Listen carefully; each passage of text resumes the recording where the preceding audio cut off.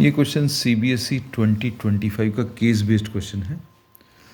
अब इसमें statement of the problem is a classroom teacher is keen to assess the learning of her students, the concept of relations taught to them. She writes the following 5 relations. ये एक set दिया है 1 2 3, so I've written down this set and these are 5 different relations which are given. These also I have rewritten just to save time. The students are asked to answer the following questions about the above relations. Identify the relation which is reflexive and transitive but not symmetric. अब इसमें reflexive अगर होना है for the first part, for a reflexive relation every element should be related to itself. तो every element should be related to itself. One should be related to one, यहाँ पर नहीं है. One related to one, one two related to two and three related to three. तो ये reflexive नहीं है, ये भी नहीं है, ये भी नहीं है. Reflexive relation. So this is a reflexive relation. So R4 is reflexive. R4 reflexive है क्योंकि 1 is related to 1, 2 is related to 2. So we say that in R4 में 1 1 belongs to the relation 1 1 and 2 2. This also belongs to the relation, belongs to R4, and 3 3. This also belongs to R4. Therefore, R4 is reflexive. reflexive है. फिर इसके बाद इन्होंने पूछा है कि transitive but not symmetric. अब ये सिमेट्रिक है कि नहीं ये देख सकते हैं. 1 2. So we are having an element 1 2 belongs to R4. But 2 1 does not belong to R4. Therefore R4 is not symmetric. R4 symmetric नहीं है. अब इसमें नेक्स्ट स्टेटमेंट जो है ट्रांजिटिव अगर चेक करना है तो 1 2 इसमें if we see that 1 2 belongs to R4 and 2 2 belongs to R4. A related to B and B related to C. So we say that 1 should be related to C. So 1 2 should belong to R4. So therefore R4 is transitive. ये transitive भी है. ठीक, चलो. तो we say that the R4 is the relation which is reflexive, transitive but not symmetric. अब इसके बाद इसका second part identify the relation which is reflexive and symmetric but not transitive. Reflexive होना चाहिए, ट्रांजिटिव होना चाहिए. रिफ्लेक्सिव के लिए कंडीशन तो अभी हमें मालूम है that every element should be related to itself. So we say that R5 and R4 are the two. R4 and R5 are the two only relations which are reflexive. So 1 1 belongs to R5, 2 2 also belongs to R5 and 3 3 also belongs to R5. अब इसमें हम लोगों को कैसा relation चाहिए? Reflexive. So R5 is reflexive. क्यों? क्योंकि 1 1 2 2 and 3 3 these belong to R5. these belong to R5 ये है. फिर उसके बाद इन्होंने बोला है सिमेट्रिक. तो सिमेट्रिक है क्या? ये देखें 1 2 belongs to R5 है and this implies that 2 1 also belongs to R5. 1 2 belongs to R5 and 2 1 also belongs to R5. इसी टाइप से 2 3 and 3 2 2 3 and 3 2 को भी लिख सकते हैं. 2 3 belongs to R5 and 3 2 also belongs to R5. 3 2 also belongs to R5. अब इसके बाद नेक्स्ट रिफ्लेक्सिव है, सिमेट्रिक है, ट्रांजिटिव है कि नहीं ये चीज़ चेक करें. ट्रांजिटिव रिलेशन में R5 में, 1 2 belongs to R, 2 3 belongs to R। अब इसमें देखना ट्रांजिटिव चेक करें।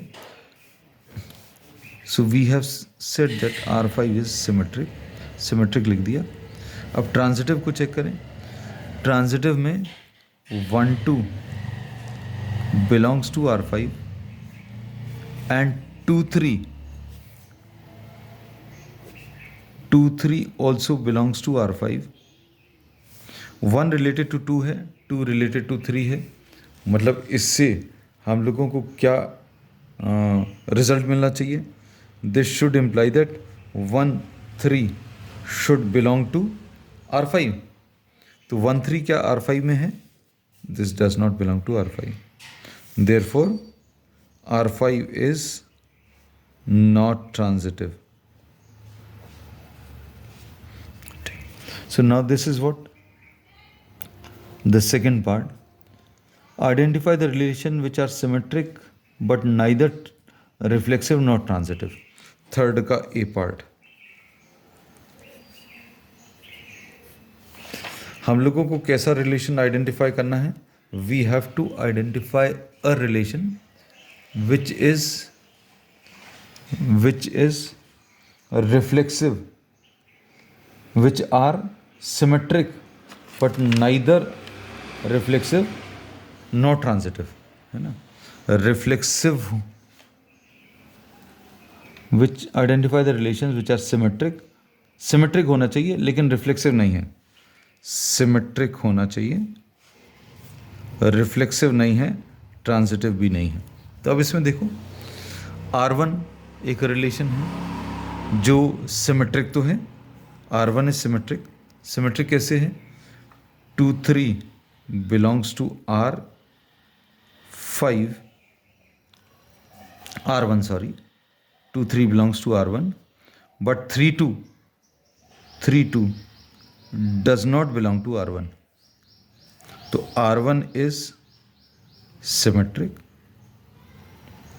रिफ्लेक्सिव नहीं है, this is not reflexive, R1 is not reflexive. Reason क्या है? 1 1 शुड बिलोंग टू R1, 1 1 नहीं है, 2 2 भी नहीं है और 3 3 भी नहीं। और ट्रांजिटिव, तो ट्रांजिटिव तो बिल्कुल ही नहीं है। ट्रांजिटिव कैसे नहीं है? क्योंकि 2 3 belongs to R1 and 3 2 belongs to R1।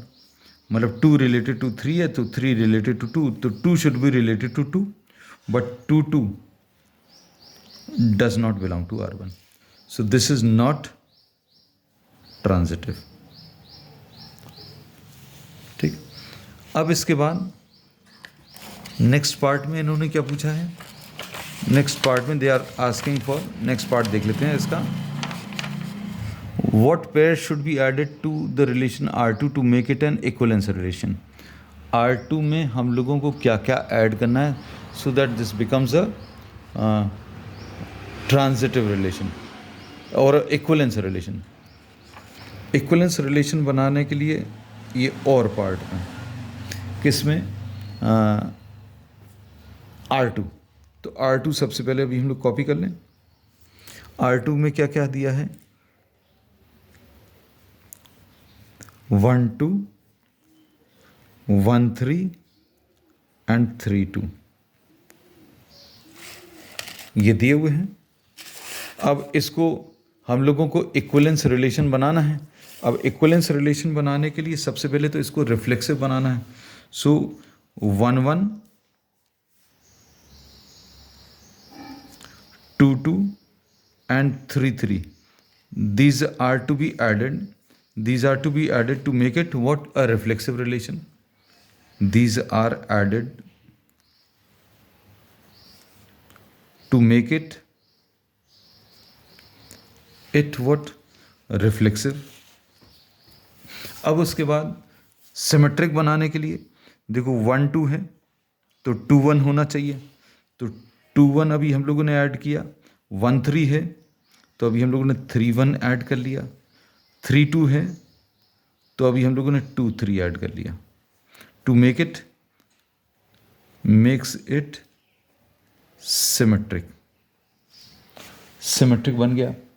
अब इसके बाद ट्रांजिटिव है कि नहीं ये चेक करके देख लो। 1 रिलेटेड टू 2 है, 2 रिलेटेड टू 3 है, तो क्या 1 रिलेटेड टू 3 है? इन दोनों को अगर आप देखो, वी आर जस्ट चेकिंग 1 और 2, 1 related to 2, 2 related to 3, so 1 is also related to 3। अब इसके बाद 3 रिलेटेड टू 2 है, 3 का 2 से रिलेशन, 2 का 1 से रिलेशन, तो 3 का 1 से relation, yes, so therefore this is also transitive, तो ये ट्रांजिटिव भी हो गया। So these 6 elements are to be added to make this relation a equivalence relation.